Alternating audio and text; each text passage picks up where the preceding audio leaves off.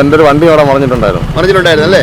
എന്തായാലും പണി ഇപ്പോൾ ആ കുഴിയെങ്കിലും തൽക്കാലം നിമിത്തമുണ്ടോ? കുഴി തൽക്കാലം നിന്നു. വിസ്മയ ചാനൽ 2-3 തവണയായിട്ട് നമ്മളെ ബന്ധപ്പെടുകയും അതിൻ്റെ അവസ്ഥകളെക്കുറിച്ചൊക്കെ നമ്മളെ ബോധ്യപ്പെടുത്തുകയൊക്കെ ചെയ്തിരുന്നു. ഇനിയും ഒരുപാട് കാര്യങ്ങൾ ചെയ്യാനുണ്ട്. കാരണം ഇവിടുന്ന് കുറച്ച് ദൂരം ഏകദേശം ഒരു 200-250 മീറ്ററോളം വീണ്ടും റോഡ് തകർന്ന് കിടക്കുകയാണ്.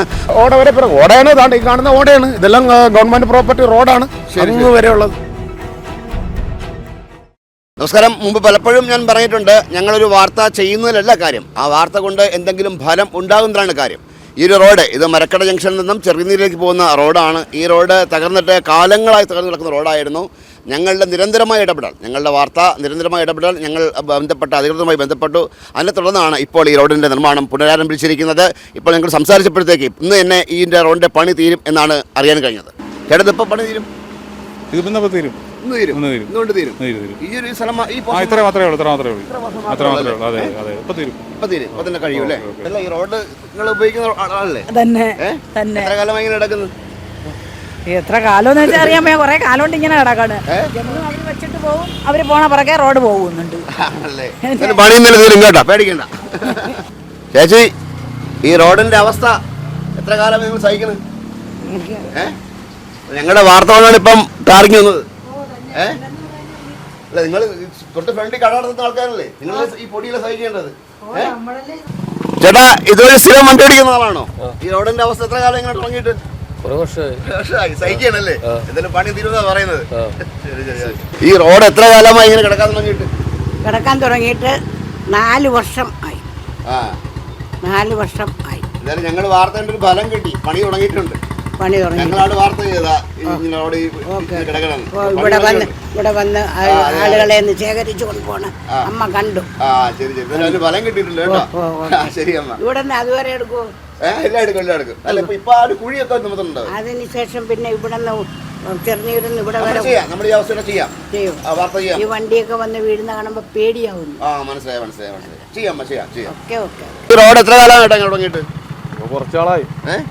അമ്മ പറയണ 4 വർഷമായെന്ന്. കാണും. നിങ്ങളൊക്കെ സ്ഥിരം പോകുന്ന ആൾക്കാരല്ലേ? ഒരുപാട് പേര് വീണിട്ടുണ്ടെന്ന് പറയുന്നു. എൻ്റെ ഒരു വണ്ടി അവിടെ മറിഞ്ഞിട്ടുണ്ടായിരുന്നു അല്ലേ? എന്തായാലും പണി ഇപ്പൊ ആ കുഴിയെങ്കിലും തൽക്കാലം നിമിത്തമുണ്ടോ? കുഴി തൽക്കാലം നിന്നു. അതിൽ പാതിയെങ്കിലും റെഡി ആയാലും ആശ്വാസമുണ്ട്. ഏതായാലും ഞങ്ങൾ ചെയ്ത വാർത്ത അതിനൊരു ഫലം കിട്ടിയെന്നാണ് നമുക്ക് അറിയാൻ കഴിയുന്നത്. പഞ്ചായത്ത് പ്രസിഡന്റുമായിട്ട് സംസാരിച്ചു. അവരുടെ മറുപടി ഇങ്ങനെയായിരുന്നു. മരക്കണ വെക്കുന്ന ചെറുനീരിട്ട് വരുന്ന റോഡിൻ്റെ കുറച്ച് ഭാഗം ഇളവി വളരെ അപകടാവസ്ഥയിലായിരുന്നു.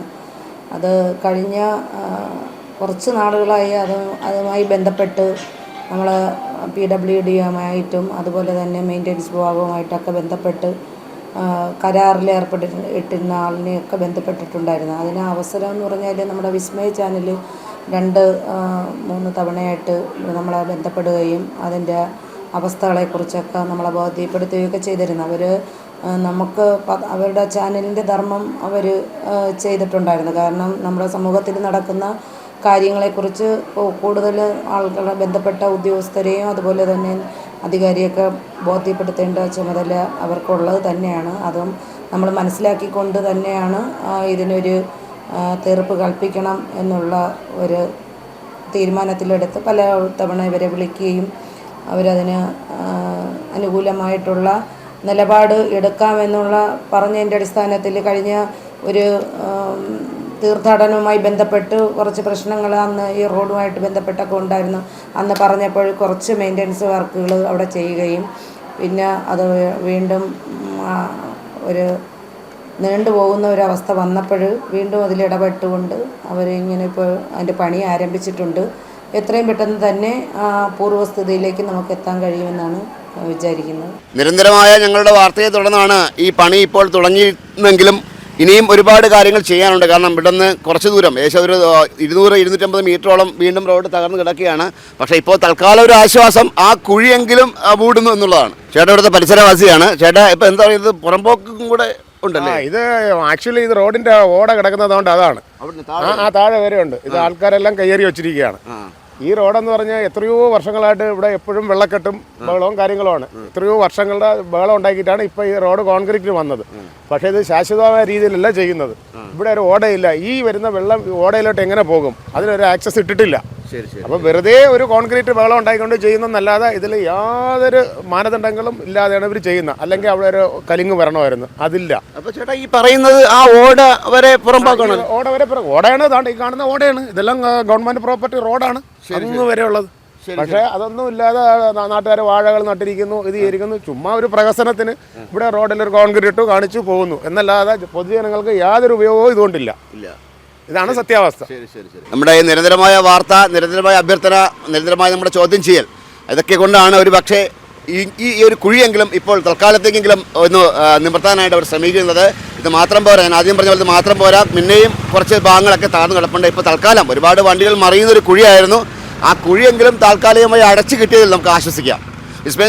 ക്യാമറമാൻ റജിനൊപ്പം ശ്രീത്ത് മലയാർ സൈനിങ് ഓഫ്.